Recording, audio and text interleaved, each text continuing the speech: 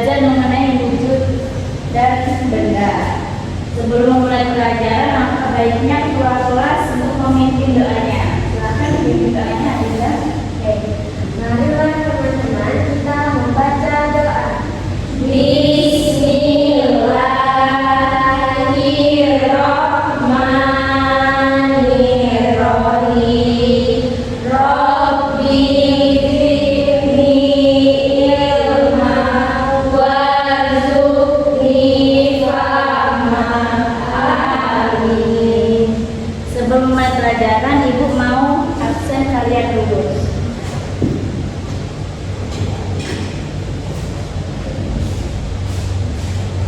Anissa Imadina, hadir Bu. Siti Maulidina, hadir Bu. Adinda Salsabila, hadir Bu. Apakah ada yang tidak masuk hari ini anak-anak? Ada semua. Hadir semua Bu. Semua. Alhamdulillah, hadir semua anak-anak. Nah, sebelum memulai pelajaran, Ibu mau mengajak kalian ice breaking nih. Boleh berdiri semuanya? Boleh.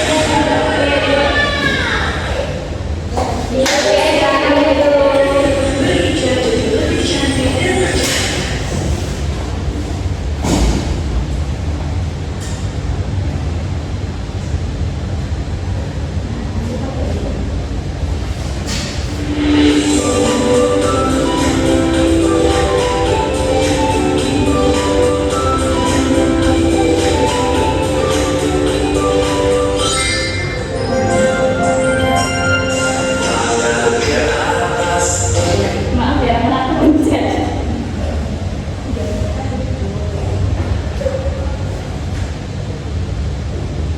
Nah, baiklah, di sini Ibu akan menjelaskan mengenai wujud materi.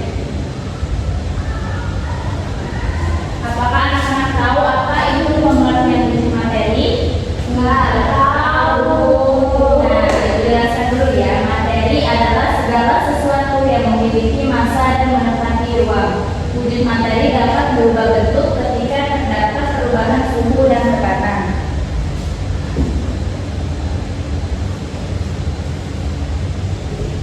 Contohnya yaitu yang pertama ada benda padat, cair, dan gas. Selanjutnya,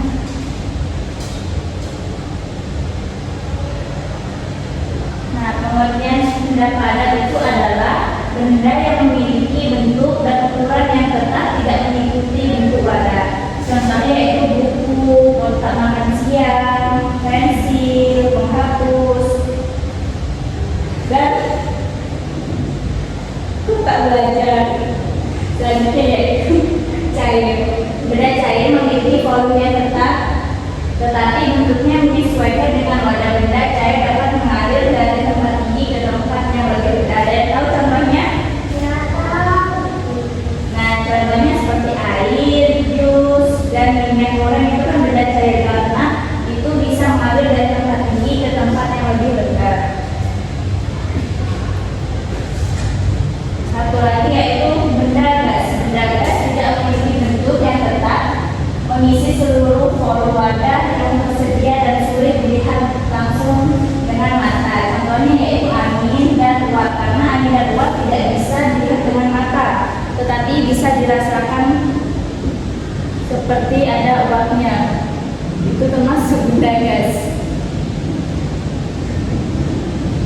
sini Ibu akan menjelaskan mengenai wujud benda padat. Nah, di sini ada susunan dan partikel perilaku partikel. Yang pertama itu benda padat sangat rapat, tersusun dalam pola tertentu dan bergetar pada posisinya. Sifatnya yaitu yang pertama kaku, bentuknya tetap, volumenya tetap, tidak dapat dikompresi dan tidak dapat mengalir seperti benda cair.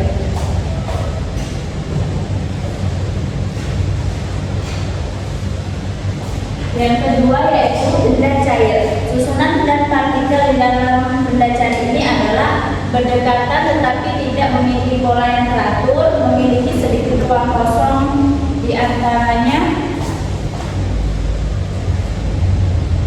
dan meluncur dan berguling melewati satu sama lain. Sifat dari benda cair sendiri adalah yang pertama tidak kaku, tidak ada bentuk yang tetap, volumenya tetap, dapat dikompresi sedikit dan dapat mengalir dari tempat tinggi ke tempat yang rendah.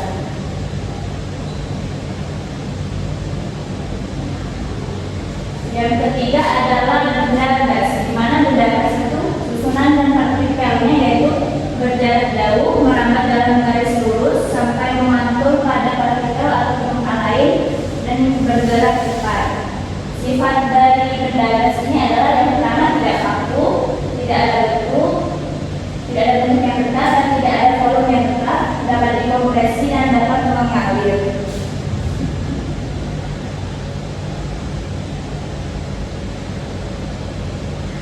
Nah, di sini Ibu ada gambar mengenai wujud benda dan contohnya. Yang pertama itu ada benda padat seperti kotak makan, papan tulis, buku, dan staples. Yang benda cair adalah ada soda, air mineral, dan teh. Serta benda gas adalah air dryer dan juga pohon yang ditiup angin itu karena ada angin. Pohonnya sampai kayak gini karena ada angin yang merupakan benda gas.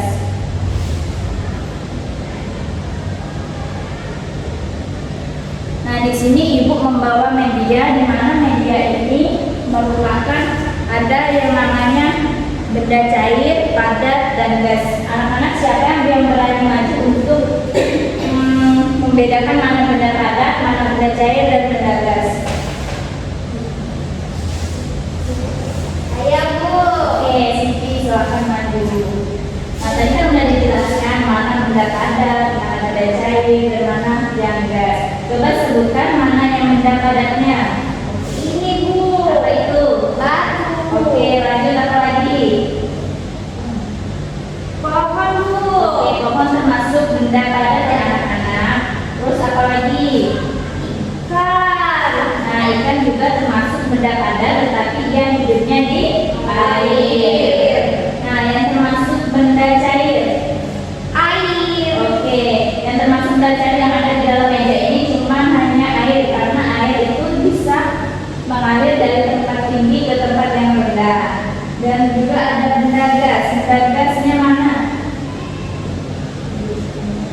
Gelembung air Bu. Oke, gelembung air itu disebut benda gas karena di dalamnya terdapat terisi ruang udara. Jadi di situ termasuk benda gas. Oke, tepuk tangan yang ke Siti.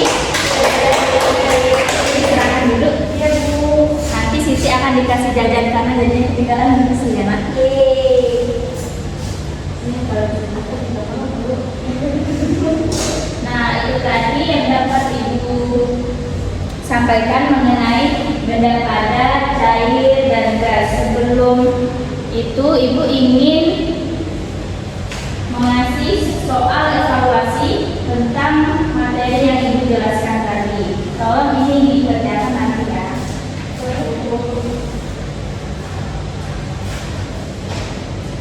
Nah, soal tersebut harus dikerjakan sebagai PR di rumah karena waktunya hari ini tidak cukup. Besok dikumpul ya anak-anak. Ya Bu. Mungkin anak-anak tadi sudah memahami tentang materi tadi, jadi mungkin cukup sekian yang ingin disampaikan. Sebelum kita pulang, kita berdoa terlebih dahulu. Silakan aku ketua kelas untuk membaca doa untuk pulang. Adalah teman-teman kita membaca Bismillahirrahmanirrahim.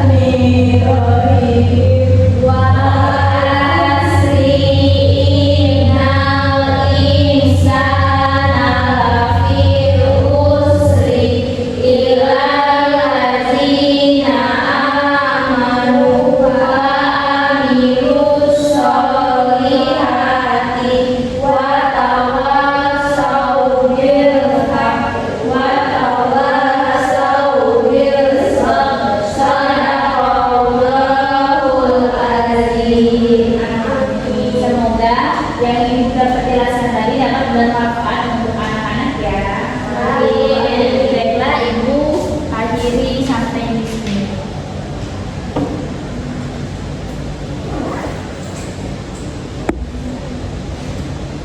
Ibu pulang dulu ya anak-anak. Ya.